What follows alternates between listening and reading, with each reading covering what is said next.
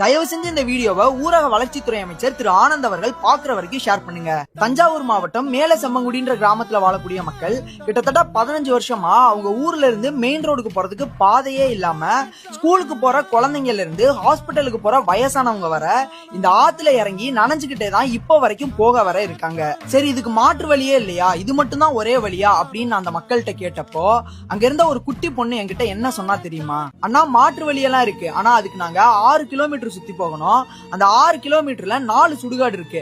அந்த பாதையில சரியான ஸ்ட்ரீட் லைட்ஸ் கூட கிடையாது. அப்படி இருக்கல என்ன மாதிரி 10th 12th படிக்கிற பொண்ணுங்கலாம் ஈவினிங் 6:30க்கு ஸ்டடி முடிஞ்சு அந்த இருட்டுல எப்படி என்ன பாதுகாப்பா வீட்டுக்கு வர முடியும் அப்படின்னு கேக்குறாங்க. அண்ட் முக்கியமா அவங்க ஊருக்கு சரியான பஸ் வசதி கூட கிடையாது. அப்படி இருக்கல அவங்க வீட்டுல ஒரு மெடிக்கல் எமர்ஜென்சினா கூட எப்படி அவ்வளவு தூரம் சுத்தி ஹாஸ்பிட்டலுக்கு கூப்பிட்டு போக முடியும்? இதுக்காக பல வருஷமா போராடின அந்த மக்கள் இப்ப நம்ம டிவிகே கவர்மெண்ட்டை நம்பி நிக்கிறாங்க. அவங்க 1000 கோடிக்கு பெரிய ஃபிளைஓவர் ஒன்னும் கேட்கலனா, ஒரு சின்ன பட்ஜெட்ல நல்ல பாலம், அவ்வளவுதான். சோ அந்த குழந்தைங்களுக்கு ஏதாச்சும் பார்த்து பண்ணுனா. நாங்க தப்பு பண்றவங்க இல்ல, தப்பு தட்டி கேக்குறவங்க.